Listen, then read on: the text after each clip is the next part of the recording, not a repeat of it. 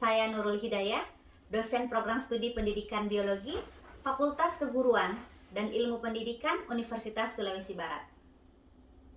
Dalam video saya kali ini, saya akan menjelaskan mengenai pernyataan diri dosen dalam unjuk kerja Tridharma Perguruan Tinggi atau yang disingkat dengan PDD UKT-PT, khususnya dalam bidang pengajaran, yang merupakan salah satu komponen penilaian dalam sertifikasi dosen tahun 2023. Saya akan menjelaskan terkait salah satu mata kuliah yang saya ampu, yaitu mata kuliah mikrobiologi. Mata kuliah mikrobiologi merupakan mata kuliah wajib pada program studi pendidikan biologi, Fakultas Keguruan dan Ilmu Pendidikan Universitas Sulawesi Barat bagi mahasiswa semester 4 dengan bobot SKS sebanyak 3 SKS, 2 SKS teori, dan 1 SKS praktikum. Mata kuliah ini disampaikan dengan menggunakan metode DIA, Delivery, Interaction, and Assessment. Mata kuliah ini mengkaji konsep dasar mikrobiologi, sejarah dan peranannya dalam kehidupan, struktur sel mikroba, pertumbuhan, genetika, virus, dan aplikasi teknik laboratorium mikrobiologi dalam memecahkan permasalahan dalam kehidupan. Capaian pembelajaran lulusan prodi yang dibebankan dalam mata kuliah ini meliputi yang pertama, menunjukkan sikap bertanggung jawab atas pekerjaan di bidang keahliannya secara mandiri. Yang kedua, mengetahui prinsip-prinsip biologi, sumber daya hayati dan lingkungan. Yang ketiga, mampu menerapkan pemikiran logis, kritis, sistematis dan inovatif dalam konteks pengembangan dan implementasi ilmu pengetahuan dan teknologi yang memperhatikan dan menerapkan nilai humaniora yang sesuai dengan bidang keahliannya.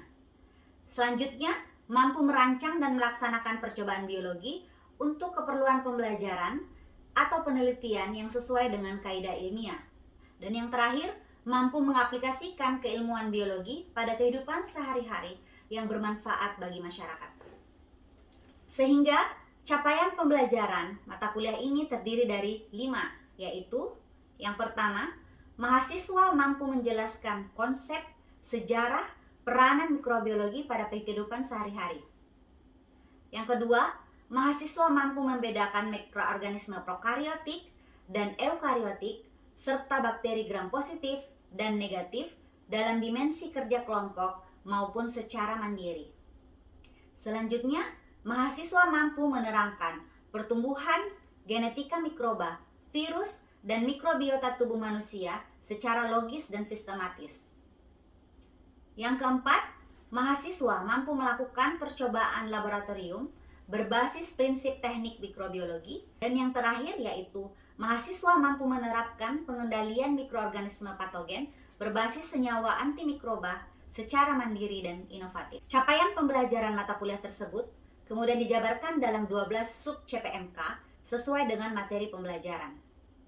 Adapun materi yang diberikan dalam mata kuliah ini yaitu konsep dasar mikrobiologi, peranan mikrobiologi, sejarah perkembangan mikrobiologi, klasifikasi mikroorganisme, struktur sel mikroorganisme, nutrisi dan metabolisme mikroorganisme, pertumbuhan mikroorganisme, genetika mikroba, virus, mikrobiota tubuh manusia, isolasi dan identifikasi mikroorganisme, dan yang terakhir yaitu patogenisitas dan antimikroba. Referensi yang digunakan dalam perkuliahan ini dapat berupa buku, modul, maupun artikel ilmiah yang didapatkan dari jurnal nasional maupun internasional. Adapun buku yang digunakan salah satunya yaitu buku Pelczar dan Chan, yaitu dasar-dasar mikrobiologi. Yang kedua, buku mikrobiologi dasar, teori dan praktik. Dan yang ketiga, buku Brock Biology of Microorganism. Dan selanjutnya ada modul mikrobiologi, serta literatur lain yang relevan. Mata kuliah ini dilaksanakan dalam 16 kali pertemuan. Ujian tengah semester dilaksanakan pada pertemuan 8 dan ujian akhir semester dilaksanakan pada pertemuan ke-16. Ujian maupun kuis dapat dilaksanakan secara tertulis maupun secara daring menggunakan aplikasi seperti Kahoot, Quizizz, maupun Socrative. Materi pembelajaran biasanya disebarkan melalui aplikasi Google Classroom maupun WhatsApp. Model pembelajaran yang digunakan dapat berupa contextual learning maupun cooperative learning yang mengedepankan partisipasi aktif dari mahasiswa. Sistem penilaian pada mata kuliah ini meliputi penilaian terhadap aspek afektif yang merupakan aspek sikap, keaktifan, dan kehadiran dari mahasiswa dengan bobot sebanyak 10%. Selanjutnya yang dinilai adalah tugas dengan bobot sebanyak 20%, praktikum 20%, ujian tengah semester, dan ujian akhir semester dengan masing-masing bobot sebanyak 25%. Selanjutnya akan ditampilkan rekaman video pembelajaran yang telah dilaksanakan. Selamat menyaksikan. Bismillahirrahmanirrahim. Assalamualaikum warahmatullahi wabarakatuh. Waalaikumsalam warahmatullahi wabarakatuh. Dan selamat pagi adik-adik sekalian. Pagi, Bu. Bagaimana keadaannya? Sehat semua? Sehat, Bu. Ya, alhamdulillah ya, karena sehat semua. Kita ucapkan syukur kepada Allah Subhanahu wa taala karena atas limpahan berkahnya sehingga kita bisa hadir kembali di kelas pada pagi hari ini ya untuk melanjutkan pembelajaran kita pada mata kuliah mikrobiologi. Baik adik-adik sekalian, sebelum kita masuk ke pembelajaran kita hari ini, jadi untuk presensinya Ibu sudah buka laman siakatnya ya. Jadi silakan adik-adik sekalian mengisi laman siakatnya sekarang sebelum kita masuk pada perkuliahan kita pada pagi hari ini. Oke, baik, silakan diisi dulu siakatnya. Oke, sudah diisi semuanya? Sudah. Oke, baik ya. Nah, jadi adik-adik sekalian, pada pagi hari ini kita akan melanjutkan pembelajaran kita pada mata kuliah mikrobiologi. Nah, hari ini itu sudah pertemuan ke-15 ya, sudah pertemuan ke-15. Nah, pada minggu yang lalu kita sama-sama sudah mempelajari materi pada pertemuan ke-14. Ada yang masih ingat materi kita pada minggu yang lalu? Masih, Bu. Apa? Kita belajar tentang apa pada minggu yang lalu? Isolasi dan identifikasi mikroorganisme. Oke, baik, masih ingat semua ya? Iya, Bu. Nah, sebelum kita masuk ke materi kita, mungkin kita refleksi dulu nih, kita review dulu apa yang sama-sama kita telah pelajari pada minggu yang lalu. Nah, Ibu mau tanya, ada yang masih ingat apa yang dimaksud dengan isolasi? Coba angkat tangannya. Oke, Kak Sinta, silakan. Baik Bu, terima kasih. Jadi isolasi adalah suatu metode yang digunakan untuk memisahkan bakteri dari lingkungan aslinya hingga didapatkan biakan yang murni. Sekian Bu. Oke, semua sependapat dengan jawaban dari Kak Sinta? Sependapat, Bu. Benar ya, dari isolasi itu kita mengambil kultur baik bakteri ataupun mikroorganisme lain dari alam, kemudian kita biarkan dia di laboratorium.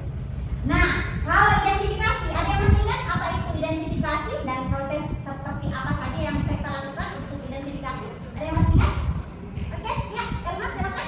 Baik Bu, bahwa identifikasi itu dapat dilakukan dengan proses pewarnaan gram, terus ada uji biokimia, dan ada juga secara molekuler. Oh iya, beri tepuk tangan dulu untuk teman-teman.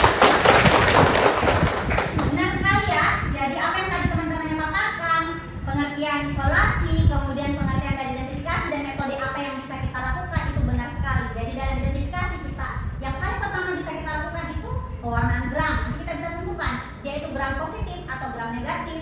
Kemudian setelah itu kita bisa melakukan identifikasi dengan menggunakan uji biokimia. Ya, kita pakai namanya kit api, biasanya ada kitnya. Lalu yang paling advance yaitu bisa menggunakan identifikasi secara molekuler ya, dengan menggunakan alat yang namanya PCR. Nah, ini adik sekalian, hari ini kita akan sama-sama mempelajari tentang patogenisitas dan antimikroba ya, patogenisitas dan antimikroba. Nah, pada hari ini dalam pembelajaran kita di pertemuan hari ini kita akan mengetahui tentang bakteri yang menyebabkan penyakit, lalu hamil dan kapan yang dapat menyebabkan penyakit, lalu bagaimana mekanisme patogenisitas, selanjutnya bagaimana prinsip kerja dari antimikroba, dan apa perbedaan dari bakteriostatik dan bakteriostatik. Nah, itu yang akan kita pelajari pada pertemuan hari ini. Jadi pertemuan hari ini kita akan belajar berdasarkan kasus-kasus nyata yang ada di lapangan ya, yang ada di kehidupan kita sehari-hari. Jadi Ibu nanti akan bagikan dalam kelompok-kelompok kecil, nanti kita akan belajar kasus-kasus dari setiap jurnal yang akan kita kaji pada pagi hari ini.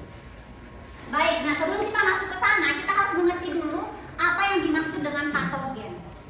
Jadi patogen itu adalah mikroorganisme yang dapat menyebabkan penyakit. Jadi patogen itu bermacam-macam, bisa dari golongan virus, bisa dari golongan bakteri, ataupun dari golongan cendawan. Nah, cendawan ini fungi. Jadi ada istilah patogenisitas. Nah, patogenisitas itu apa? Itu adalah kemampuan dari patogen tadi untuk menyebabkan penyakit pada inangnya. Nah, bagaimana kita ketahui bahwa derajat atau tingkat keganasan dari patogen tadi itu? Ada istilah yang disebut dengan virulensi. Jadi virulensi ini derajat dari tingkat keganasan dari suatu patogen dalam menyebabkan penyakit. Nah, sekarang yang menjadi pertanyaan, bagaimana sebenarnya mikroorganisme itu menyebabkan penyakit? Jadi ada tahapannya adik-adik. Nah, tahapannya itu disebut dengan mekanisme patogenisitas. Jadi yang pertama, dia dimulai dengan adanya exposure. Exposure itu apa? Itu adalah paparan. Jadi misalnya terjadi paparan, maka selanjutnya ada adherence atau perlekatan. Jadi patogen tadi setelah kita terpapar, dia akan melekat. Nah, setelah itu, jika tempatnya cocok, dia akan melakukan invasi. Invasi itu dia akan masuk ke dalam jaringan yang lebih dalam lagi. Ya. Ketika patogen ini berada pada tempat yang cocok, ya, maka dia akan berkolonisasi. Jadi setelah itu, dia akan memproduksi toksin atau senyawa-senyawa yang dapat menyebabkan organisme yang di dalamnya itu menjadi sakit. Ya, itu disebut dengan toksisitas. Lalu dia bisa saja invasiveness. Dia bisa saja tumbuh lebih jauh dari tempat pertama kali dia tiba. Ya. Nah, ada yang bisa sebutkan? Ini yang di atas ini penyakit apa ini? Flu. Ya, flu. Lalu yang di bawah ini apa? Cacar. Ya. Dan yang ini? Diare. Siapa yang biasa diare? Semuanya ya? Ya, Bu. Oke.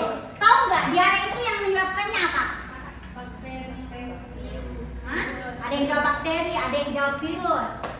Kalian pernah dengar namanya bakteri Escherichia coli? Ya, Bu. Itu dia hidupnya di mana sebenarnya? Usus ya, di saluran pencernaan ya. Jadi umumnya diare itu disebabkan oleh bakteri tersebut.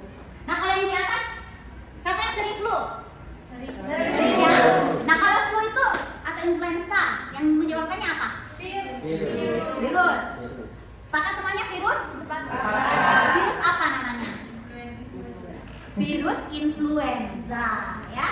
Nah, virus influenza. Tapi di sini juga ini yang ayam ini juga virus yang menyebabkannya. Tapi ini nama penyakitnya biasanya flu, ayam juga flu. Jadi avian influenza biasanya menyebabkan atau flu burung. Nah, yang ini penyakit apa ini? Ya, busuk buah pada tomat ya. Penyebabnya dari golongan apa? Ada yang tahu nggak? Dari golongan fungi ya. Kalau yang ini penyakit apa namanya? Layu. Ya, iya. Lalu yang ini penyakit bercak daun ya. Ini pada tanaman padi. Yang menyebabkannya itu juga adalah dari golongan cendawan. Nah, kalau yang ini anjing. Siapa yang sering lihat anjingnya ini? Ini nama penyakitnya apa? Penyebabnya? Virus. Ya, virus rabies ya. Lalu yang ini? Oke, lanjutkan. Apa ada yang ingin bertanya mengenai materi yang kita paparkan sebelumnya? Oke, silakan. Siapa namanya? Nurul Afia. Oke, silakan Nurul Afia bertanya. Baik Bu, jadi melihat gambar di atas tadi ada organisme yang mengalami infeksi, penyakit infeksi. Nah, bagaimana cara mengatasi atau mengobati penyakit tersebut? Oke, bagus sekali ya pertanyaan dari saudari Nurul Afia. Jadi Nurul Afia bertanya, kalau kita menghadapi kejadian seperti ini, apa yang bisa kita lakukan untuk menanggulanginya? Kan kalau bisa kita sakit, kita harus apa gitu. Nah, kalau kalian ke dokter, biasanya kita dikasih apa? Obat. Obatnya itu seperti apa biasanya yang kita kasih, diberikan kalau kita kena infeksi misalnya? Antibiotik, betul sekali ya. Jadi dalam mengobati penyakit-penyakit ini, ya penyakit yang disebabkan oleh infeksi patogen, kita membutuhkan yang namanya senyawa antimikrobial. Kita akan lihat langsung kondisi-kondisi yang terjadi dalam kehidupan kita. Nah, pada pagi hari ini kita akan berdiskusi. Jadi ibu akan membagikan kalian menjadi 3 kelompok ya. Menjadi 3 kelompok. Jadi ada kelompok 1, kelompok 2, dan kelompok 3. Nah, masing-masing kelompok itu akan membahas terkait artikel yang dimana artikel itu memuat mengenai uji aktivitas antimikroba dari bahan apa saja. Nah, kebetulan paper yang akan kalian gunakan pada pagi hari ini itu adalah paper yang ibu tuliskan ya. Jadi di sini ada untuk kelompok 1 Jadi di sini bercerita tentang bakteriosis yang berasal dari bakteri asam laktat. Nah, ini bisa kita gunakan aplikasinya nanti sebagai pengawet. Itu kan kalau untuk mempertahankan pangan itu biasanya pakai pengawet. Pengawet itu biasanya dia punya sifat antimikroba. Nah, ini salah satu yang dirumuskan dari hasil penelitian itu. Nah, kemudian untuk kelompok 2 itu materinya masih sama hasil dari penelitian yang telah kami lakukan. Jadi di sini itu berpartner dengan Ibu Gaby Maulida. Nah, di sini kita menguji aktivitas antibakteri dari daun akasia. Lalu untuk paper yang ketiga, di sini juga sama Ibu bekerja sama dengan Ibu Gaby Maulida. Di sini kami menguji efektivitas dari hand antiseptik atau hand sanitizer yang ada di pasaran itu terhadap bakteri Staphylococcus aureus. Jadi kalian semua akan membahas ketiga ini. Nanti kita akan sama-sama berdiskusi. Nah, jadi nanti hasil reviewnya itu kalian tuliskan judulnya seperti apa, kemudian penulisnya siapa, lalu tahunnya. Nah, setelah itu kita bahas satu-satu nanti. Yang perlu dipertegas itu adalah latar belakang. Jadi latar belakangnya nanti itu akan menunjukkan kasus, ya, kasus-kasus yang terjadi di alam.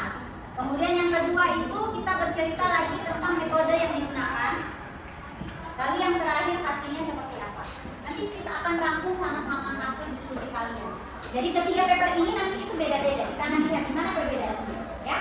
Oke, sudah mengerti semua tugasnya? Oke, silakan didiskusikan adik-adik. Bagaimana semuanya, sudah selesai diskusinya? Oke, baik ya. Jadi seperti yang tadi dijanjikan, berarti harus ada perwakilan setiap kelompok yang mengkaji hasil pembahasannya masing-masing, ya. Oke, silakan kita acak kali ya. Mungkin kita mulai dari kelompok 2 terlebih dahulu, ya. Perkenalkan, nama saya Nur Hadizah, perwakilan dari kelompok 2. Bagaimana? Hasil revisi dari kelompok kami yang pertama itu ada judul aktivitas antibakteri ekstrak daun akasia terhadap pertumbuhan bakteri Bacillus sp, Staphylococcus aureus dan Escherichia coli. Penulisnya yaitu Nurul Hidayah, Gaby Maulida Nurdin, dan Nur Afia Ameliani. Dibuat pada tahun 2022. Latar belakang: kejadian resistensi bakteri terhadap antibiotik yang terus meningkat mendorong pemanfaatan obat herbal dalam mengobati penyakit infeksi. Daun akasia diketahui mengandung senyawa metabolit yang dapat bersifat sebagai antibakteri. Metode yang digunakan: penelitian ini dilakukan dengan mengekstrak daun akasia menggunakan pelarut etanol. Uji daya hambat ekstrak daun akasia dilakukan dengan metode Sumer. Adanya aktivitas antibakteri ditunjukkan dengan adanya zona bening di sekitar sumber. Yang terakhir ada hasil penelitian menunjukkan bahwa ekstrak daun akasia memiliki kemampuan menghambat pertumbuhan bakteri Bacillus sp dan Staphylococcus aureus dengan kategori daya hambat tergolong kuat. Ekstrak daun akasia tidak mampu menghambat pertumbuhan bakteri Escherichia coli. Dengan demikian, ekstrak daun akasia mampu menghambat pertumbuhan bakteri gram positif, namun tidak terdapat bakteri gram negatif. Sekian dari saya. Wassalamualaikum warahmatullahi wabarakatuh. Waalaikumsalam warahmatullahi wabarakatuh. Kita beri aplaus dulu. Oke, baik. Selanjutnya kita beri kesempatan kepada kelompok 3 untuk memaparkan hasil diskusinya. Silakan kelompok 3. Nama saya Arfi dari perwakilan kelompok 3. Nah, hasil diskusi kami mengenai review hasil jurnal di mana judul jurnalnya sendiri ialah the effectivity of antiseptic against Staphylococcus aureus. Nah, di mana penulisnya ada di Maulida Nurul Hidayah, Naura Nafira Hidayat serta Andi Nurul. Tahun jurnalnya yakni 2022. Nah, ada pun latar belakangnya yakni yang ada beberapa poin. Yang pertama, poin pertama yaitu adalah salah satu bakteri patogen yang biasanya ditemukan pada tangan. Nah, poin ketiga yakni penggunaan hand sanitizer atau hand antiseptik sendiri ialah dipercaya dapat menghambat pertumbuhan bakteri.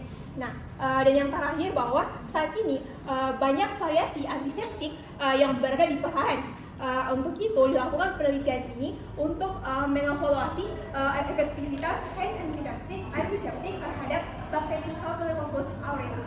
Nah, adapun metodenya yakni ada 2 poin di mana aktivitas antiseptik tangan yang kedua yakni zona hambat yang ditunjukkan dari adanya zona bening di sel baik bahwa setelah itu adapun hasilnya di mana hasilnya ini terbagi menjadi 2 juga. Yang pertama ada hand antiseptik yang dapat menghambat pertumbuhan bakteri Staphylococcus aureus ini sendiri, yaitu ada N8 dan N10 dengan kategori tergolong kuat.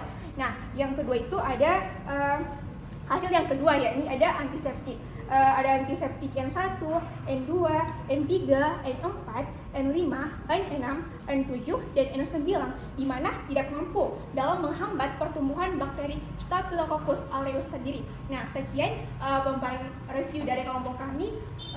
Wabillahi taufiq wal hidayah. Wassalamualaikum warahmatullahi wabarakatuh. Waalaikumsalam warahmatullahi wabarakatuh. Kita beri aplaus dulu untuk kelompok 3.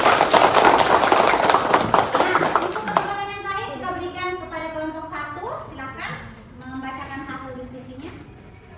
Baik, terima kasih atas kesempatan yang telah diberikan. Adapun hasil review artikel kami yaitu, adapun judul artikelnya yaitu Isolation and Identification of Potentially Bacteriocin Product Lactic Acid Bacteria from Thaliacin.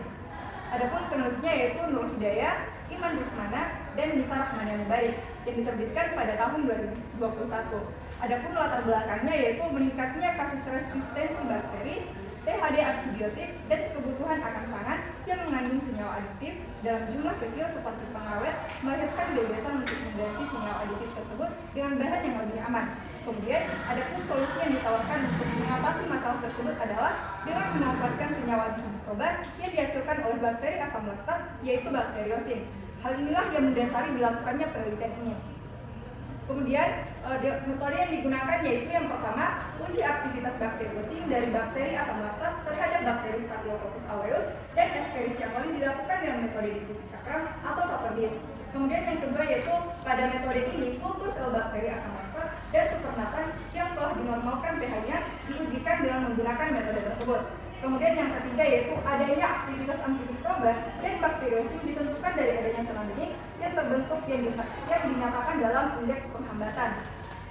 Kemudian adapun hasilnya yang pertama yaitu berdasarkan penelitian yang telah dilakukan didapatkan hasil bahwa 10 isolat yang diuji memiliki aktivitas antimikroba baik pada kultur sel maupun supernatan. Kemudian yang kedua yaitu hal ini dibuktikan dari adanya selang bening yang terbentuk di sekitar Paperbis.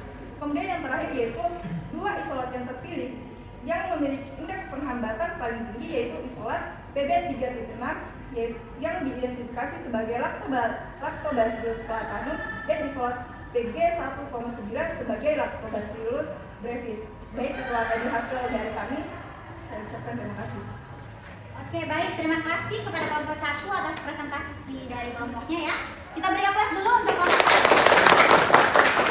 Nah, sekarang adik-adik sekalian, kita tadi sudah sama-sama mendengarkan ya hasil diskusi kalian mengenai artikel yang sama-sama kita kaji. Jadi memberikan kesimpulan mengenai masalah atau kasus yang dihadapi untuk jurnal yang pertama itu adalah meningkatnya resistensi bakteri terhadap antibiotik. Jadi di sini kita belajar dari kasus yang real. Nah, untuk yang kedua terkait hand antiseptik, dari kemarin saat corona kemarin hand antiseptik atau hand sanitizer ini ada di mana-mana. Berbagai produsen memproduksi hand antiseptik ini. Nah, di sini adanya banyak variasi hand sanitizer yang beredar. Tentu kita ingin mengetahui apakah hand sanitizer yang ada itu dia punya aktivitas antimikroba ataukah tidak. Nah, itu yang mendasari sehingga kita melakukan penelitian ini. Ya. Kemudian yang ketiga itu penelitian terkait bakteriosin. Nah, bakteriosin dari bakteri asam laktat ini dipercaya dapat menggantikan pengawet yang tidak alami, ya. Biasanya pengawet yang berbahan dasar dari senyawa-senyawa kimia. Nah, kemudian metode yang digunakan, seperti yang tadi dijelaskan ya, dari metode untuk uji aktivitas antimikroba itu ada 2. Ada metode sumur, ya, difusi sumur, dan ada metode difusi cakram atau Paperbis. Nah, perbedaannya apa?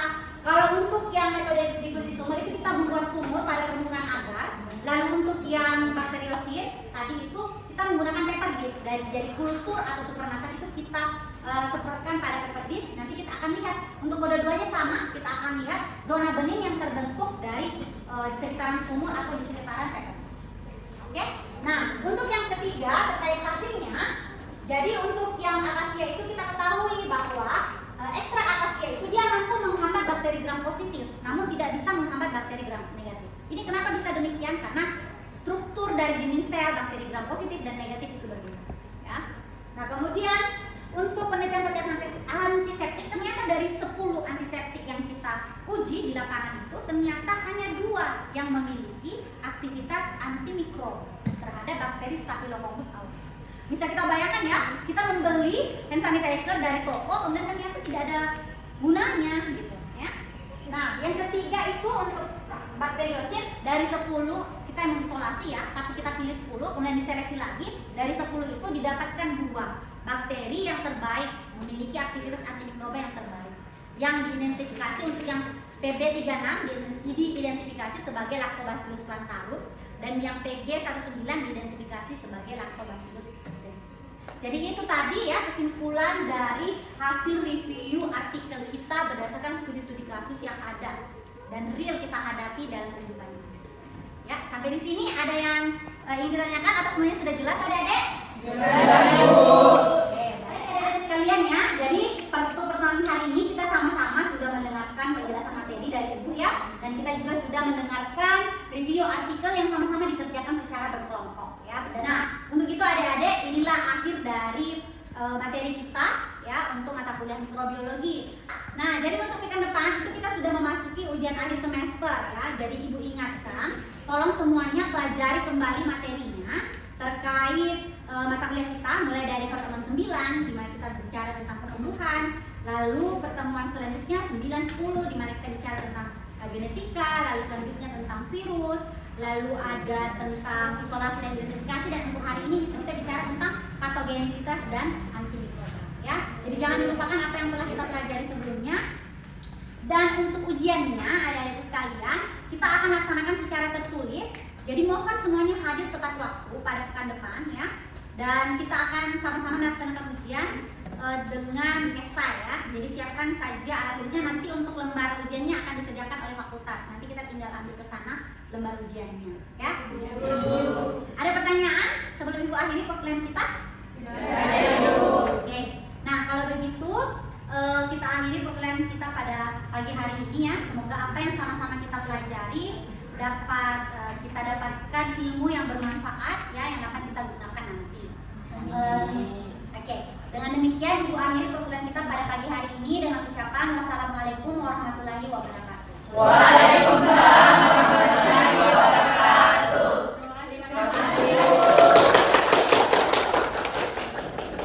Sekian pemaparan saya terkait unjuk kerja saya dalam bidang pengajaran. Semoga apa yang saya sampaikan dapat memberikan dampak positif, tidak hanya bagi saya pribadi dan institusi, namun juga bagi masyarakat luas. Terima kasih. Assalamualaikum warahmatullahi wabarakatuh.